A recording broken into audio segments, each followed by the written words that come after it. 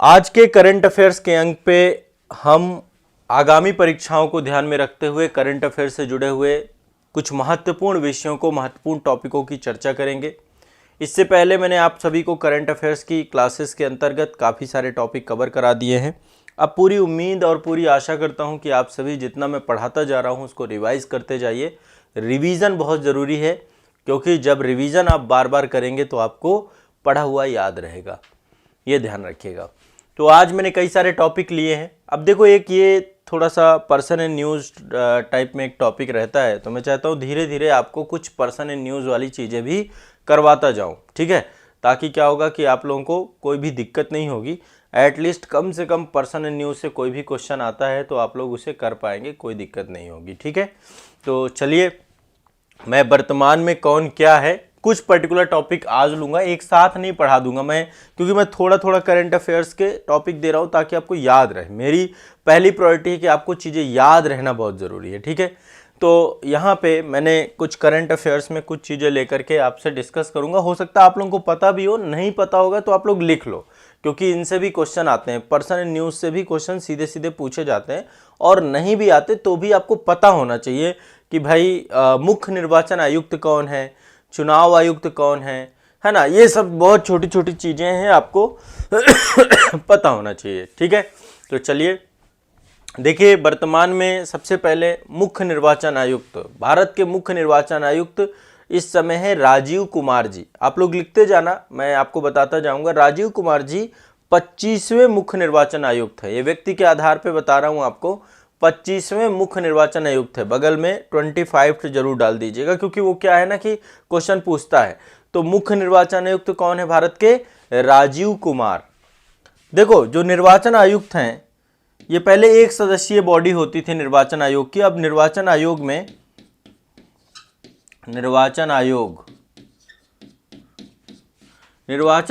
में अब 3 सदस्यीय बॉडी हो गई है। एक तो मुख्य निर्वाचन आयुक्त होते हैं, प्लस 2 निर्वाचन आयुक्त होते हैं, आपके चुनाव आयुक्त जिन्हें हम बोलते हैं, ठीक है, चुनाव आयुक्त या निर्वाचन आयुक्त। तो इनमें से एक तो आपके राजीव कुमार हो गए, जो कि निर्वाचन आयुक्त हैं, मुख्य निर्वाचन आयुक्त हैं, ठीक है, चीफ इलेक्शन कमीशन से जुड़े हुए जो आपके। तो मुख्य निर्वाचन आयुक्त आपके कौन है? राजीव कुमार। चुनाव आयुक्त 2 पर्सन है, एक है आपके अरुण गोयल और दूसरे हैं अनूप चंद्र पांडे। इन दोनों के नाम भी आपको पता होने चाहिए, अरुण गोयल और अनूप चंद्र पांडे। तो 3 सदस्यीय बॉडी है आपकी निर्वाचन आयोग, ठीक है। बाकी देखो, निर्वाचन आयोग या फिर कोई भी ऐसी संस्था है, मैंने पॉलिटी में इन सबको इन डेप्थ पढ़ा रखा है, बहुत डिटेल से इन सब चीज़ों को एक एक करके मैंने डिस्कस कर रखा है, चर्चा कर रखी है, ठीक है। अब चलिए थोड़ा सा मैं संसद से जुड़े हुए कुछ महत्वपूर्ण जो पदाधिकारी हैं उनके बारे में चर्चा करता हूं। सबसे पहले हमारे 2 सदन हैं। एक तो राज्यसभा है, राज्यसभा को उच्च सदन कहते हैं। यहाँ पे मैं थोड़ा सा आपको बता देता हूँ, 2 सदन है। हमारी पार्लियामेंट, हमारी विधायिका जो है, केंद्रीय विधायिका को संसद कहते हैं। केंद्रीय विधायिका को क्या कहते हैं? संसद।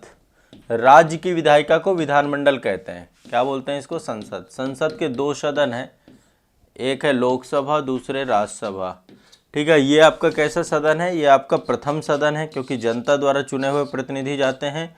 ये आपका निम्न सदन है, क्योंकि इसका विघटन हो जाता है। ये आपका कैसा सदन है? द्वितीय सदन है। और ये उच्च सदन है आपका, ठीक है। तो यहाँ पे लोकसभा में पदाधिकारी जो होते हैं, एक तो लोकसभा के अध्यक्ष होते हैं, यहाँ पे क्या होते हैं? अध्यक्ष। और यहाँ पे क्या होते हैं? सभापति। तो राज्यसभा का जो सभापति होता है वो उपराष्ट्रपति महोदय ही होते हैं। उपराष्ट्रपति राज्यसभा के सभापति भी होते हैं, पदेन सभापति होते हैं। तो जगदीप धनखड़ जी हैं आपके। कौन है हमारे उपराष्ट्रपति? जगदीप धनखड़। कौन है उपराष्ट्रपति? जगदीप, लिख लीजिए, जगदीप धनखड़। याद होना चाहिए, सबको पता होना चाहिए, जगदीप धनखड़। अभी हाल ही में चुनाव हुए थे 2022 में, तभी ये परिवर्तन हुआ है। जगदीप धनखड़ साहब हैं, ठीक है, ध्यान रखना इस बात को। जगदीप धनखड़, एक तो ये आपको पता होना चाहिए। ये 14वें उपराष्ट्रपति हैं आपके, क्या है, 4th, व्यक्ति के आधार पे 14वें हैं। ठीक है, जगदीप धनखड़ साहब हमारे महामहिम जो है उपराष्ट्रपति हैं, ये 14वें हैं। तो यही आपके क्या है, सभापति राज्यसभा के। अब राज्यसभा में उपसभापति भी होते हैं। उपसभापति भी बहुत बड़ा जो है पदाधिकारी हैं। जब सभापति नहीं होते उनकी अनुपस्थिति में उपसभापति ही संभालते हैं। तो इनमें पर्सन का नाम है हरिवंश नारायण सिंह। उपसभापति का नाम लिख लीजिए सभी लोग, उपसभापति का भी नाम लिख लीजिए। राजीव कुमार जी करें सर मेरा नाम, बिल्कुल। तो उपसभापति है यहाँ पे हरिवंश नारायण सिंह, इनका भी नाम लिख लीजिए। हरिवंश, याद रहना चाहिए सब चीजें, रट लेना।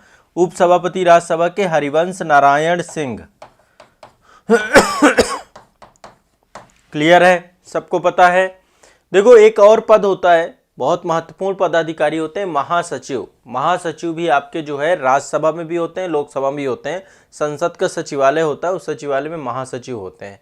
तो महासचिव है प्रमोद चंद्र मोदी। कौन है, प्रमोद चंद्र मोदी। कौन है, प्रमोद चंद्र मोदी, ध्यान रखिएगा। ठीक है, चलिए अब आगे बात करते हैं। राज्यसभा में देखिए सत्ता पक्ष तो है ही है, विपक्ष भी है, दोनों चीजें हैं। तो दोनों के लीडर होते हैं। तो नेता सत्ता पक्ष जो राज्यसभा में वो है पीयूष गोयल साहब। कौन है, पीयूष गोयल साहब। कौन है, पीयूष गोयल साहब। पीयूष गोयल साहब नेता सत्ता पक्ष है राज्यसभा।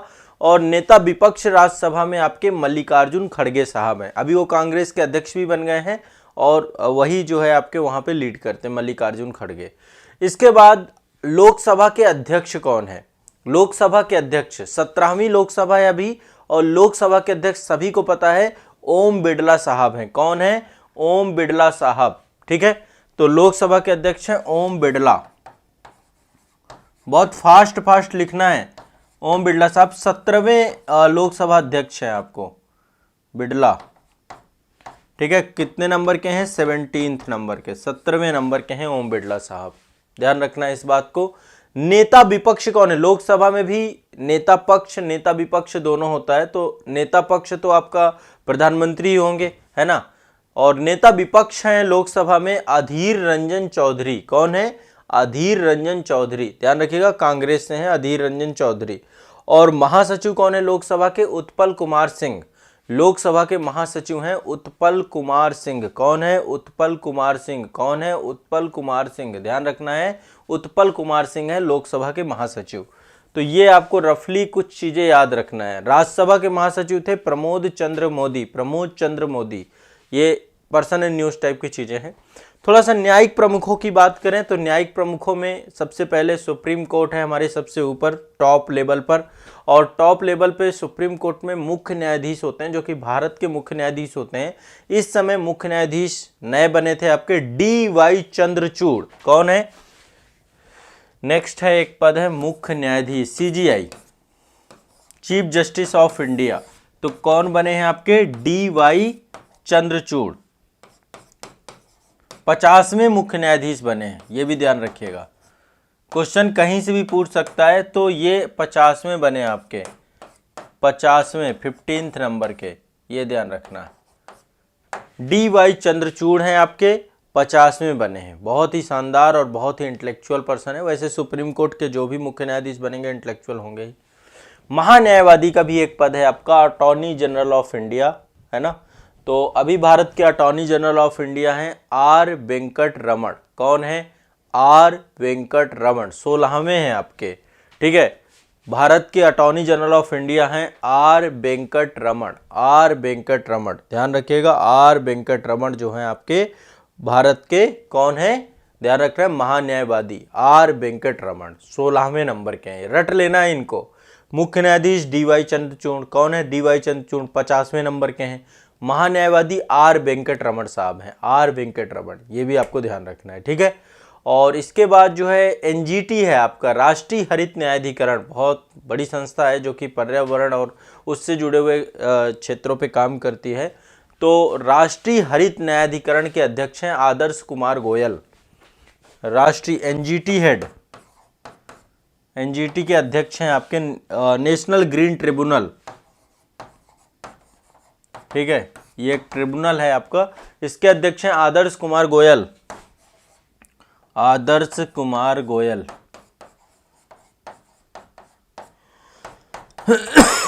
गोयल। तो ये आपको ध्यान रखना है, एक बहुत ही महत्वपूर्ण जो है करंट अफेयर जुड़ी हुई है, कुछ महत्वपूर्ण पद हैं। भारत के राष्ट्रपति सब जानते हैं, भारत की पहली महिला जनजातीय महिला बनी है द्रौपदी मुर्मू जी, 15वीं राष्ट्रपति बनी है। व्यक्ति के आधार पे कौन से नंबर की हैं? 15वीं राष्ट्रपति। ठीक है, कौन सी हैं? इससे पहले श्री रामनाथ कोविंद थे और अभी द्रौपदी मुर्मू जी हैं। ठीक है, जनजातीय बनी है। उपराष्ट्रपति मैंने आपको बताया जगदीप धनखड़ साहब हैं, 14वें नंबर के हैं और ये भारत के आपके जो है राज्यसभा के उपसभापति हैं। और प्रधानमंत्री सभी जानते हैं श्री नरेंद्र मोदी जी हैं, 15वें प्रधानमंत्री बने हैं व्यक्ति के आधार पे। 15वें, 17वीं लोकसभा है, 15वें प्रधानमंत्री हैं व्यक्ति के आधार पे। ध्यान रखना है इस बात को। सभी लोग क्लियर है, स्पष्ट है? सभी लोगों का क्लियर और स्पष्ट है मामला?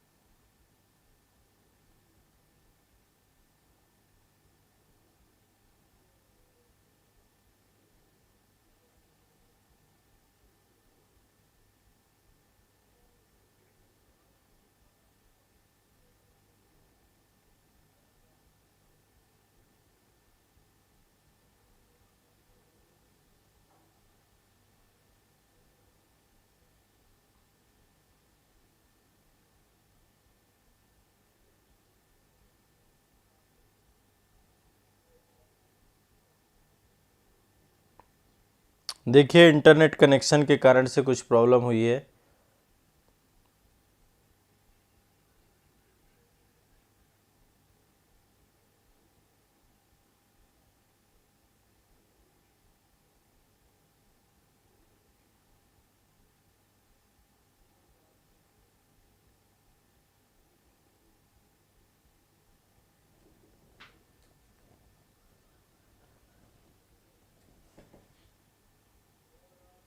प्रतीक्षा कर लीजिए 1 मिनट।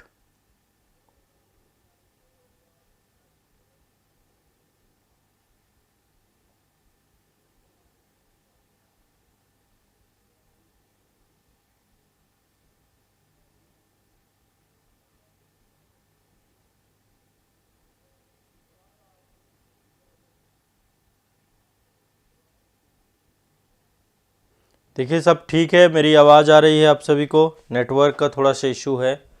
एक्चुअली सुबह से बारिश हो रही है, इस कारण से इंटरनेट को लेकर के समस्याएं हो जाती हैं। अभी मेरी आवाज़ आ रही है, मुझे लगता है ओवरऑल सब कुछ ठीक है। सभी लोग एक बार रिफ्रेश कर लें अपनी क्लास को।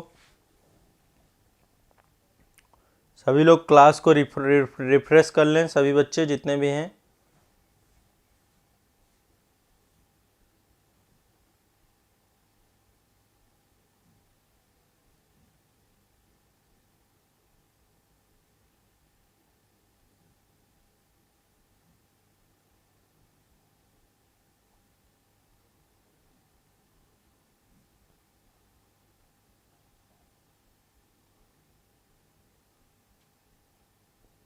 आप आवाज़ आ रही है ना सभी को? कोई दिक्कत तो नहीं है?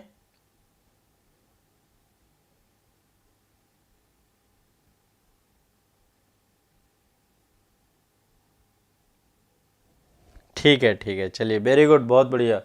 बीच में देखो कोई भी बात हो सकती है, टेक्नोलॉजी का नहीं पता है, कभी भी इंटरनेट कनेक्शन से लेकर के कोई भी इशू आता है तो आप लोग थोड़ा सहयोग करिएगा।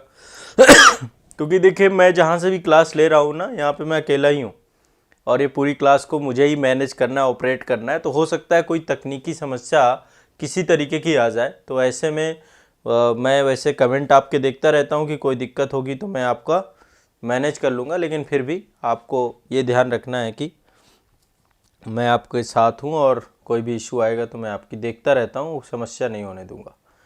चलो अब ठीक है, थोड़ा सा मुझे भी सुकून मिला। चलिए, तो अभी मैंने कुछ पढ़ाया नहीं, बस इतनी सी बातें बताई थी, 2-3 टॉपिक बताए थे आपके। हाँ ठीक है, चलो अब लिखना चालू करो। तो यहाँ पे कुछ मैंने आपको बताए थे। एक तो chief justice of India DY Chandrachud 50वें नंबर के हैं, शायद मेरे ख्याल से ये हो गई थी बात। और फिर मैंने आपको बताए थे महान्यायवादी जो आपके हैं वो R वेंकट रमन है, ठीक है, तो ये भी ध्यान रखना, 16वें नंबर के महान्यायवादी हैं भारत के। और एक आपके NGT के अध्यक्ष बताए थे मैंने कि NGT के अध्यक्ष जो हैं वो हैं आदर्श कुमार गोयल साहब। कौन है? आदर्श कुमार गोयल साहब आपके NGT के अध्यक्ष हैं। इसके बाद भारत के राष्ट्रपति के बारे में बताया था, द्रौपदी मुर्मू जी हैं, 15वें नंबर की राष्ट्रपति हैं, सभी जानते हैं, पहली जनजातीय राष्ट्रपति हैं।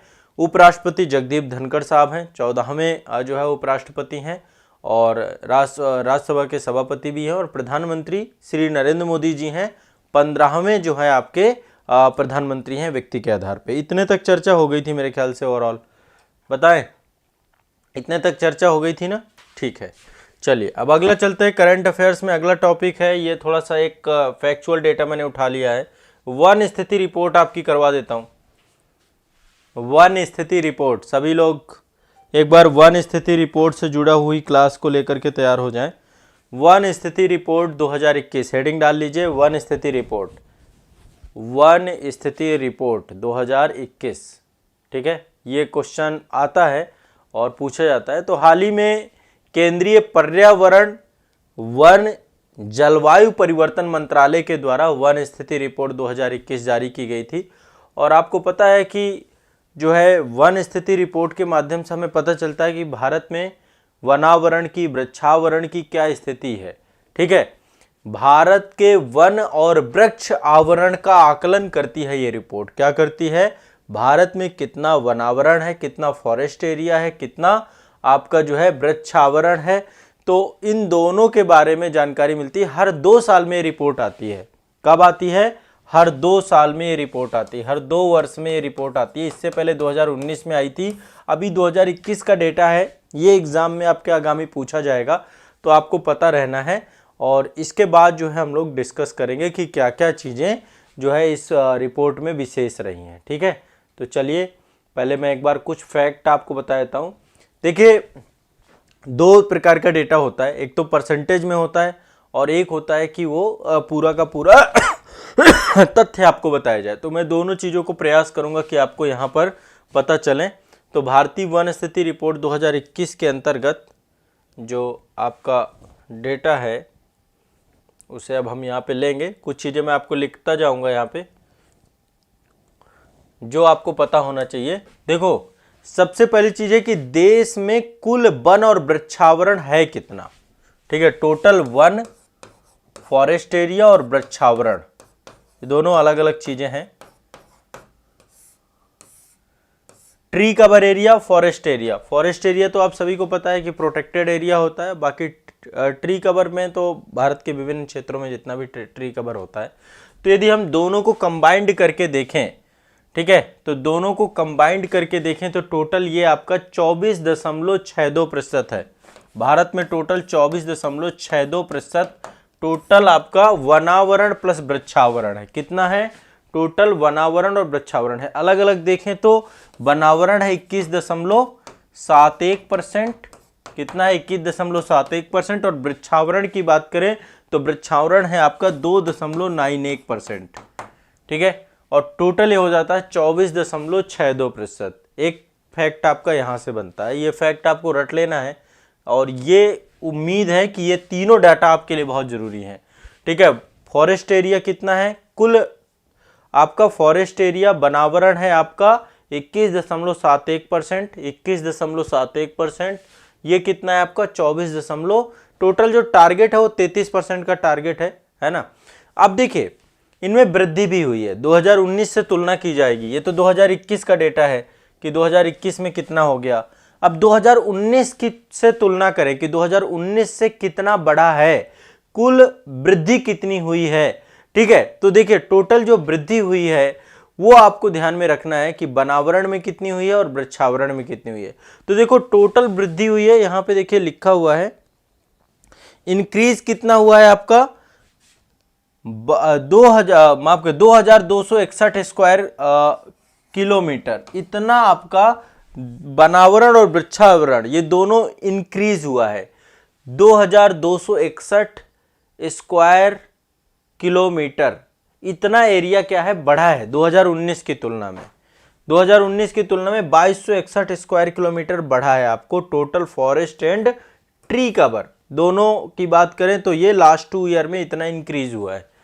तो ये भी लिख लीजिए कि इंक्रीज कितना हुआ है, वृद्धि कितनी हुई है, 2261 वर्ग किलोमीटर। ठीक है, ये एक गुड न्यूज़ है कि धीरे धीरे वनावरण बढ़ रहा है, वृक्षावरण बढ़ रहा है। अब यदि हम बात करें केवल इसकी, देखो वनावरण मतलब फॉरेस्ट का जो आपका है और वृक्षावरण मतलब ट्री कवर एरिया की बात कर रहे हैं। तो यदि हम कुल बात करें कि वनावरण में कितनी वृद्धि हुई है, तो वनावरण में वृद्धि हुई है 1540 किलोमीटर स्क्वायर, ये आपकी वनावरण में वृद्धि हुई है। वृक्षावरण की बात करें तो यह है आपका 721 किलोमीटर स्क्वायर। वृक्षावरण में बहुत तेजी से वृद्धि हो रही है और पर्यावरण की दिशा में देखिए सतत काम आपको करना चाहिए। अभी तक आप लोगों के सहयोग से संस्थान के द्वारा लगभग 20 लाख से ज़्यादा वृक्षावरण किया जा चुका है। मतलब हमने भी थोड़ा सा सहयोग किया है, हमारा फाउंडेशन है आज़ाद फाउंडेशन आपकी संस्था का, तो मैं हमेशा प्रमोट करता हूं कि वृक्षावरण होना चाहिए। हमने जो है हर बार जब वन महोत्सव आता है जुलाई के महीने में, तो उसमें हम वृक्षावरण करते हैं बड़े स्तर पे। यहाँ तक कि हमने 10 लाख तक वृक्षावरण किए थे 2021-20 में, जब कोविड का टाइम पीरियड चल रहा था, उसी टाइम पीरियड पे हमने जो है काम किया था। और उसमें आप लोगों का सहयोग सभी का बहुत ज़रूरी था, आप सभी ने सहयोग किया था और इसके बाद लगातार हम जो है वृक्षावरण करते हैं। व्यक्तिगत तौर पे मैंने जो है अभी तक जो है मान के चलिए कि 2000 से ज़्यादा पौधे खुद भी लगाए हैं। तो मैं खुद थोड़ा सा पर्यावरण की दिशा में, इस दिशा में एक मेरा जो है रुझान बहुत सकारात्मक रहता है और आप सभी सहयोग कर देते हैं, तो ये बड़ा अच्छा लगता है कि कम से कम आप लोग जो है बातों को मानते हैं और सुनते हैं। तो ये बहुत ज़रूरी है बच्चों, क्योंकि ग्लोबल वार्मिंग जिस तरीके से बढ़ रही है और जिस तरीके से जो है स्थिति भयावह, ये हमें अभी समझ में नहीं आ रही है। यहाँ पे शहरों में रहिए तो शहरों में पता चलता है कि सांस लेने योग्य हवा भी नहीं है। और मैं तो हमेशा कहता हूँ कि हम कोई बड़ा काम नहीं करते हैं, हमें अपने जीवन में कम से कम 3 पेड़ जरूर लगाने चाहिए, क्योंकि 3 पेड़ों के हम कर्जदार होते हैं। हमारा जीवन जो है इन 3 पेड़ों की ऑक्सीजन से चलता है, इसलिए हमें कम से कम 3 पेड़ जरूर लगाने चाहिए सभी को। अपने जीवन के अंतिम समय में जाते जाते वृक्ष लगा के जरूर जाए। ठीक है, तो ये आपको ध्यान रखना है। ये डेटा है आपका, इंक्रीज कितना हुआ, इंक्रीज करने को लेकर के। ठीक है, तो ये वृद्धि आपकी हुई है टोटल, और टोटल तो ये है आपका 2261, इंक्रीज कितना हुआ है 2261 किलोमीटर स्क्वायर। ठीक है, वनावरण और वृक्षावरण दोनों आपका बढ़ा है, तो ये ध्यान रखना है। पहली चीज ये हो गई। अब देखो यहाँ पे मैग्रोव को लेकर के भी क्वेश्चन आता है कि देश में, इसमें डेटा में रहता है कि मैग्रोव वनस्पति कितनी है। मैग्रोव मतलब जो तटीय क्षेत्रों में समुद्री पानी है, लवणीय पानी है, उसमें जो वनस्पति आपकी रहती है। तो कुल देश में मैग्रोव वन कितने हैं, टोटल जो है आपके मैग्रोव वन है 4992 किलोमीटर स्क्वायर। मैग्रोव वन है 4992 किलोमीटर स्क्वायर। अब देखो इससे डेटा आपको पता होना चाहिए, ये मतलब ये रफली डेटा जो शुरू का मैंने बताया कितना इंक्रीज हुआ, कितना वनावरण है, कितना वृक्षावरण है, इससे तो क्वेश्चन पूछे ही जाएंगे हर हालत में। ठीक है, अभी एक एक फैक्ट आपको क्लियर करता जा रहा हूं। तो कुल मैग्रोव वन कितना है देश में, 4992 किलोमीटर स्क्वायर, लगभग 17 किलोमीटर स्क्वायर की वृद्धि हुई है मैग्रोव वन में भी 2019 की तुलना में। ठीक है, तो मैग्रोव वनों का भी डेटा है ये आपका, मैग्रोव वनों का। अच्छा, मैग्रोव वन सबसे ज्यादा कहां पे है, ये डेटा भी आपके पास होना है। सबसे ज्यादा मैग्रोव वन है पश्चिम बंगाल में। पश्चिम बंगाल में सबसे ज्यादा, ये सुंदरबन का डेल्टा है ना, तो पश्चिम बंगाल में सबसे ज्यादा मैग्रोव वन है आपके। ठीक है, कितना है, ये लगभग 42.33% जो आपके मैग्रोव वन है वो पश्चिम बंगाल में है अकेले। कहाँ है, पश्चिम बंगाल में। दूसरे नंबर पे गुजरात आता है, तीसरे नंबर पे अंडमान आता है, फिर आपका गुजरात है और फिर आपका अंडमान है, अंडमान एंड निकोबार। ठीक है, तो अंडमान एंड निकोबार में ये इतना आपको याद रखना है। सभी को स्पष्ट है, डेटा आप देखते रहिएगा।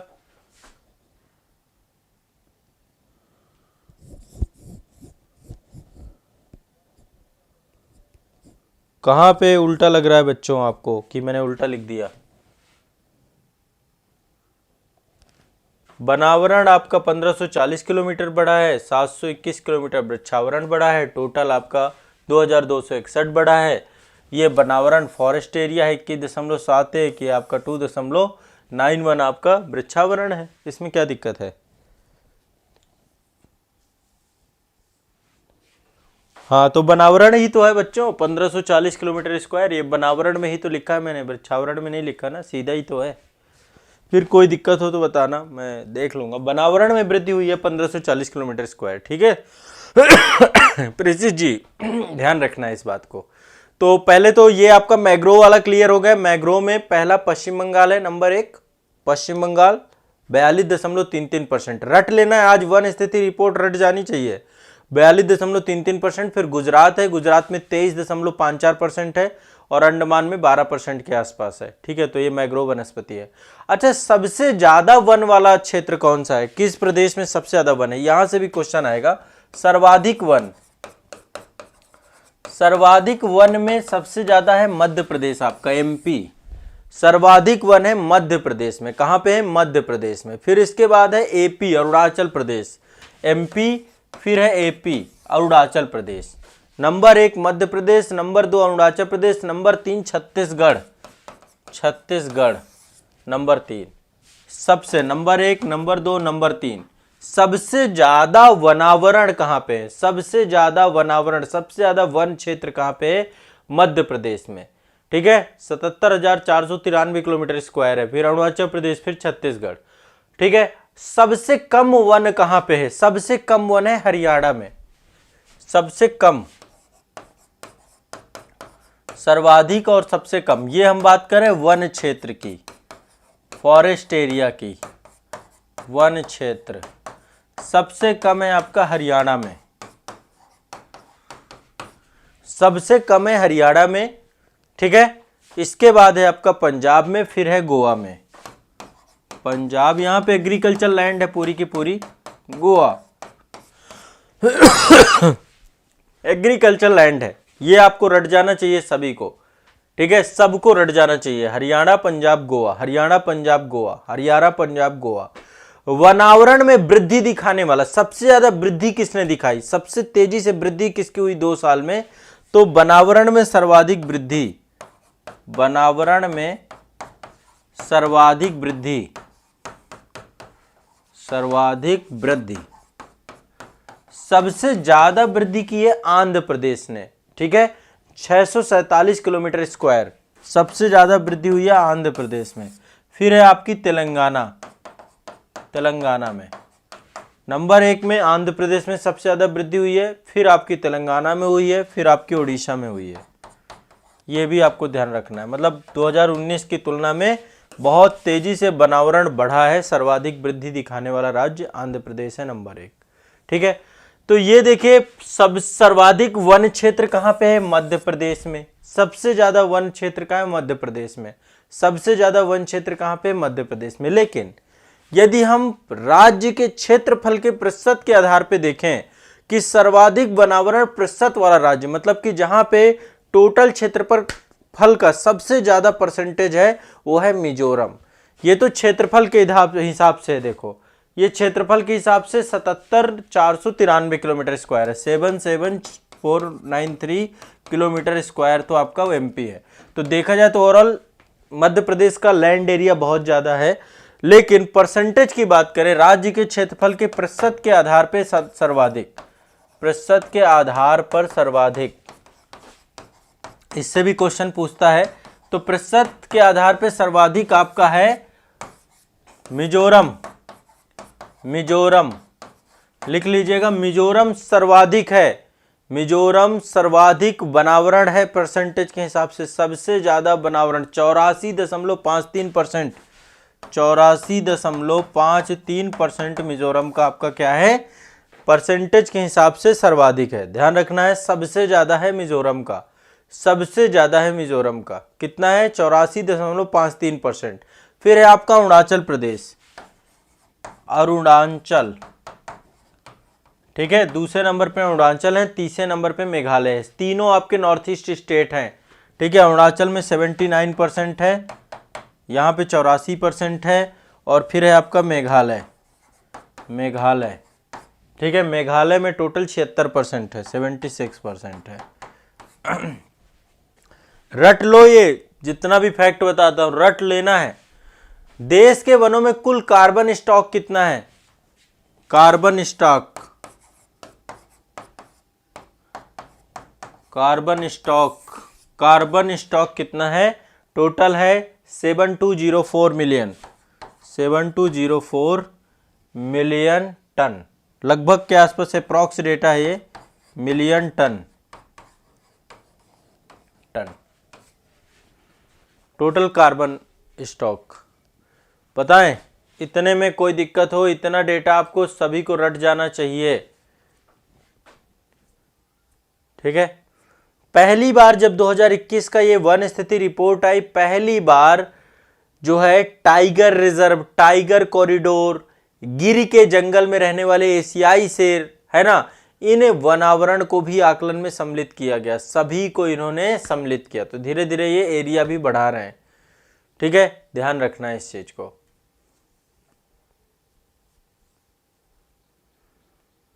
यदि आप बात करें कि सर्वाधिक वृद्धि किस में हुई है, किस टाइगर रिजर्व में सर्वाधिक वृद्धि हुई है, तो एक है बक्सा, बक्सा आपका पश्चिम बंगाल में पड़ता है, बक्सा में सर्वाधिक हुई है आपकी पश्चिम बंगाल में, यदि टाइगर रिजर्व की बात कर दे।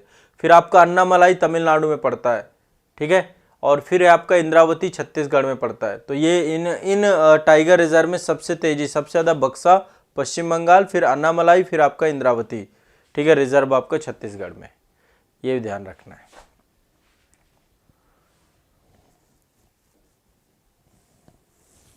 क्लियर है, स्पष्ट है सभी को? ये वन स्थिति रिपोर्ट मैं आप लोगों को एक होमवर्क है दे रहा हूं, रट जाना है सभी को घर में। अभी जैसे ही क्लास खत्म होगी उसके बाद थोड़ा सा रटना है, जो डेटा रटना होगा उसे रटना ही होगा, दूसरा कोई ऑप्शन नहीं है हमारे पास, ठीक है, हमें दूसरा कोई ऑप्शन नहीं है, ये ध्यान रखना है।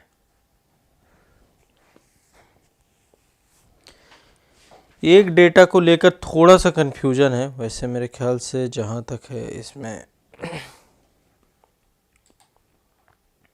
एक बार थोड़ा सा इसको क्रॉस चेक भी कर लेना डेटा को।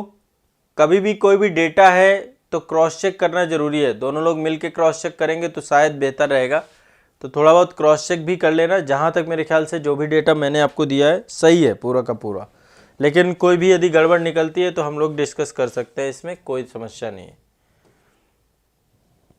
ठीक है। क्योंकि कई बार मैं बोल कुछ और रहा हूँ, लिख कुछ और रहा हूँ, ठीक है, और कुछ भी गड़बड़ हो जाए तो भी ध्यान रखना। एक बार नेट पे डाल के एक बार सारा का सारा क्रॉस चेक कर लेना। कोई दिक्कत किसी तरीके का नहीं? चलो अब चलो कुछ थोड़ा सा आयोजन बता देता हूं आपको। देखो, एक ये अंतरराष्ट्रीय संगठन बना है आपका, इसका नाम है I2U2। क्या नाम है इसका? I2U2। इसमें 2 I हैं, 2 U हैं, ठीक है। 2 I कौन कौन से हैं? इजराइल और इंडिया, ठीक है। एक तो भारत है हमारा और एक आपका UAE है, वो माफ करेगा इजराइल है, और 2 U हैं, एक UAE है और एक USA है। तो एक ये संगठन बनाया गया है। इसका पहला शिखर सम्मेलन आपका 2022 में ही हुआ था, 14 जुलाई को, 14 जुलाई को I2U2 का। ये मैंने IR की क्लास में डिटेल में पढ़ाया है, I2U2 संगठन, इसकी क्यों बनाया गया, क्या सारी चीज़ें हुई। तो यहाँ पे देखो, मैं थोड़ा सा आपको जो प्रमुख अंतर्राष्ट्रीय सम्मेलन हुए हैं उनके बारे में चर्चा कर दूंगा आपको, लेकिन ये नहीं कि इन डेप्थ में एक एक चीज़ बताऊं, वो सब क्लास की बात है, वो फाउंडेशन क्लास वाले जितने बच्चे हैं वहाँ पे मैंने इसको पढ़ाया आपको टॉपिक को। तो 14 जुलाई को जो है ये आयोजन हुआ था, वर्चुअल माध्यम से करवाया गया था। भारत की ओर से प्रधानमंत्री नरेंद्र मोदी सम्मिलित हुए थे, और इसमें 4 कंट्री है, इंडिया, इजराइल, USA और UAE, ये ध्यान रखना है, ठीक है। 6 क्षेत्रों में काम किया गया इसमें, जल, ऊर्जा, परिवहन, स्वास्थ्य और खाद्य सुरक्षा, इन 6 क्षेत्रों को लेकर के चर्चा इसमें की गई है। कौन कौन से? जल, ऊर्जा, परिवहन, अंतरिक्ष, स्वास्थ्य एवं खाद्य सुरक्षा। जल, ऊर्जा, परिवहन, अंतरिक्ष, स्वास्थ्य और खाद्य सुरक्षा, इस पे चर्चा की गई। I2U2 का पहला शिखर सम्मेलन आपका वर्चुअल हुआ है। कैसे हुआ है? वर्चुअल हुआ है, इसलिए आपको इसको भी ध्यान रखना है। बाकी नेक्स्ट है आपका G7 कंट्रीज। पहले G8 हुआ करता था, रसिया को हटा दिया गया था, तो अब G7 कंट्रीज हैं। इनका भी शिखर सम्मेलन हुआ था 2022 में, 48वां शिखर सम्मेलन हुआ था। कौन सा? 48वां शिखर सम्मेलन ये कहाँ पे हुआ था? जर्मनी में। जर्मनी में एक जगह है बाबेरियन आल्प्स, बाबेरियन आल्प्स, ठीक है। 26 से 28 जून 2022 को इनका 48वां शिखर सम्मेलन हुआ था जर्मनी में। ध्यान रखना है, स्थान पूछ सकता है, कुछ भी पूछ सकता है। अध्यक्षता जर्मनी चांसलर के द्वारा की गई थी, ओलाफ रोकोल्स है वहाँ पे, ठीक है। ओलाफ रोकोल्स के द्वारा ये की गई थी, जर्मनी चांसलर जो हैं आपके। और इसमें भारत ने भी प्रतिनिधित्व किया था। भारत के प्रधानमंत्री नरेंद्र मोदी शिरकत किए थे इस पूरे के पूरे G48वें G7 में, ये ध्यान रखना है। 49वां जो आपका होना है 49th, ये जापान में होगा। 49वां आपका कहाँ पे होगा? जापान में। और इससे पहले 47वां जो आपका था वो यूके में हुआ था, कार्नवाल में। कहाँ पे? यूके कार्नवाल में। तो 48वां जर्मनी में, 49वां जापान में, 47वां आपका कार्नवाल यूके में। इतना ध्यान रखना है, ये बहुत बेसिक चीजें हैं, पता होनी चाहिए आप लोगों को।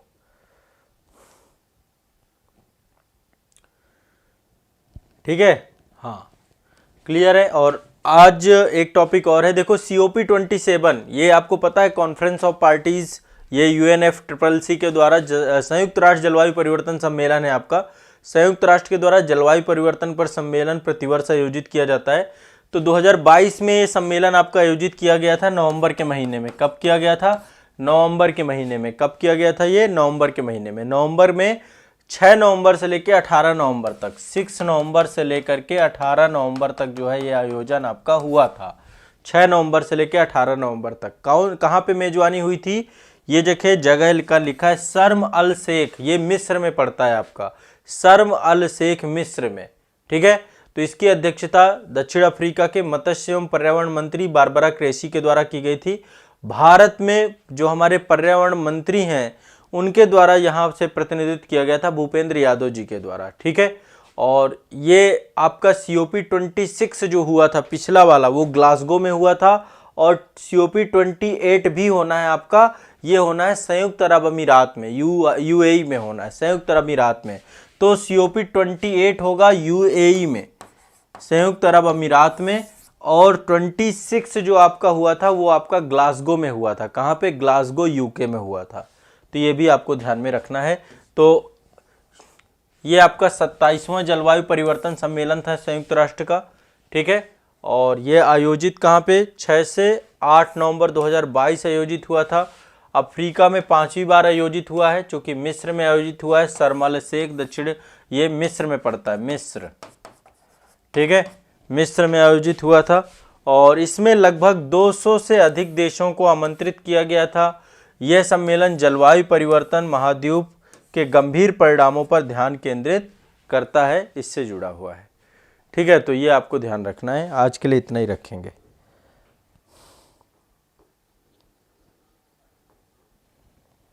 COP15 के बारे में कल चर्चा कर लूंगा मैं नेक्स्ट टॉपिक में। ये तो आपका जलवायु परिवर्तन से जुड़ा हुआ सम्मेलन है, ठीक है, जलवायु परिवर्तन को लेकर के। इसको लेकर यदि आपको कंफ्यूजन होता है तो यदि आप पेड बैच में जुड़े हुए हैं तो इन्वायरमेंट की क्लास में एक वीडियो है जैव विविधता वाले टॉपिक में, वहाँ पे क्रम से मैंने यही पढ़ाया है। इन्वायरमेंट की क्लास में शुरू में आपको वो क्लास करनी है, उसमें मैंने पूरी हिस्ट्री बताई है, पृथ्वी सम्मेलन जो रियो सम्मेलन से लेकर के अब तक के जितने भी प्रमुख सम्मेलन हुए हैं। फिर मैंने क्योटो प्रोटोकॉल को समझाया है, फिर मैंने आपको पेरिस समझौता समझाया है। तो एक बार वो वाला देख लेंगे ना तो सीक्वेंस से आपको सारी चीज़ें क्लियर हो जाएंगी। यहाँ पे थोड़ा सा मैं बहुत डिटेलिंग में नहीं जा सकता हूँ। बाकी क्योटो और पेरिस दोनों के वीडियो आज़ाद IAS एकेडमी के यूट्यूब चैनल पे मैंने पब्लिक भी कर रखे हैं, तो आप उन्हें भी देख सकते हैं, ठीक है। बाकी ये लगातार चीज़ें हो रही हैं और सभी देशों ने प्रतिनिधित्व लॉस एंड डैमेज फंड स्थापित करने पर ये सहमत हुए हैं इस बार। और मैग्रो अलायंस भी इस बार बनाया गया था, तो मैग्रो अलायंस में भारत भी सदस्य बना है। और मैग्रो अलायंस के बारे में पिछली क्लास में मैंने पढ़ाया था आपको। मैग्रो अलायंस के बारे में पढ़ाया था कि नहीं पढ़ाया था, मैग्रो गठबंधन को लेकर के, ठीक है। तो ये आपका करंट अफेयर्स को लेकर के आज की क्लास में टॉपिक हमारे कंप्लीट हो गए। इतने टॉपिक ही हमें कवर करने थे, ठीक है। अब जितना मैंने पढ़ाया इतना रट जाओ, ये सब आपको एग्ज़ाम हॉल पे मिलेंगे। जितने भी टॉपिक हैं, जितना पढ़ाया इतना रट जाओ, जितना थोड़ा थोड़ा पढ़ाता जाऊं उसको एक एक करके सभी को रटते जाना है, याद करते जाना है, और करंट अफेयर्स धीरे धीरे आपके लिए आसान हो जाएगी। एग्जाम हॉल पे ये टॉपिक आपको मिलेंगे, देख लीजिएगा। 100% ये सारे टॉपिक एग्जाम हॉल के टॉपिक हैं जो मैं आपको पढ़ा रहा हूँ। बहुत सिलेक्टेड और बहुत सिलेक्टिव न्यूज आपको मैं लेकर के आऊँगा यहाँ पे। तो आज के लिए इतना ही रखते हैं।